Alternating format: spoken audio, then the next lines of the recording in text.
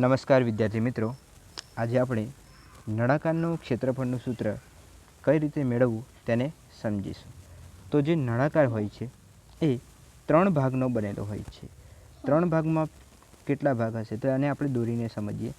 તો પહેલા માટે આપણે નળાકારનો પાયો બનાવીશું. નળાકારનો પાયો વર્તુળાકાર હોય છે, એટલે આપણે પહેલો ભાગ છે એ આપણે વર્તુળાકાર બતાવ્યો છે. જ્યારે એની જે ઊંચાઈ છે આ જે છે એને જ્યારે આપણે ખોલીશું ત્યારે આપણને ખબર પડશે કે એ કંઈક આપણને લંબચોરસ મળશે, જે કંઈક આ પ્રકારે હશે. આપણને આ પ્રકારે કંઈક લંબચોરસ મળશે. જ્યારે ઉપર પણ જો આપણે બનાવીએ તો ઉપરવાળો ભાગ પણ આપણને કેવો વર્તુળાકાર જ જોવા મળશે. એટલે ઉપરવાળો ભાગ પણ કેવો હશે? વર્તુળાકાર.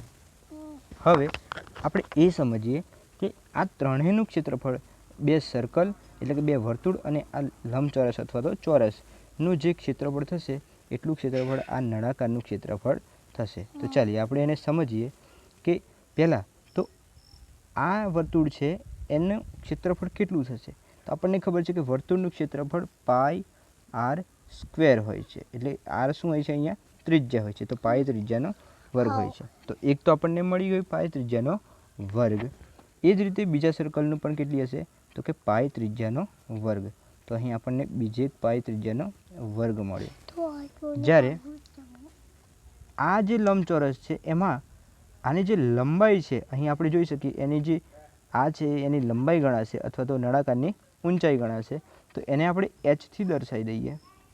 તો જો એને આપણે એચથી બતાવીએ તો આપણને આ જે પહોળાઈ છે એ કેટલી મળશે?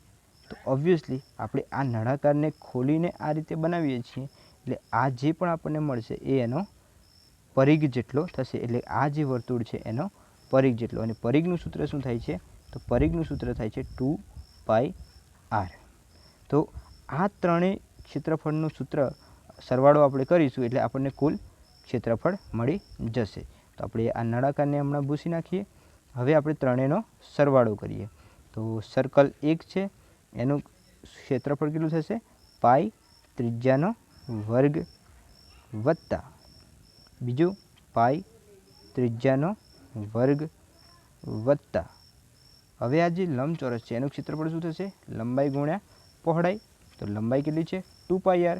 પહોળાઈ કેટલી? h. તો થઈ જશે 2πr h. કારણ કે લંબાઈ અને પહોળાઈનો ગુણાકાર એ લંબચોરસનું ક્ષેત્રફળનું સૂત્ર થશે.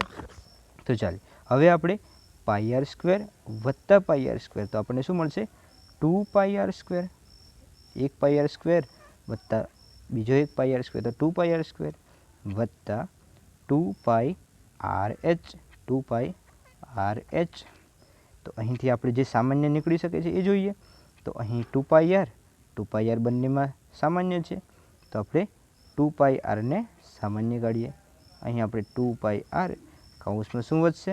તો કૌંસમાં આપણે જોઈ શકીએ કે અહીં એક આર વધશે તો એ આર લખીએ આપણે. જ્યારે અહીંથી આપણને એક એચ મળશે. તે આ આપણું થઈ જશે નળાકારનું કુલ ક્ષેત્રફળનું સૂત્ર બરાબર 2πr કૌંસમાં આર વત્તા એચ, જે આપણું નળાકારનું કુલ ક્ષેત્રફળનું સૂત્ર થશે. Thank you.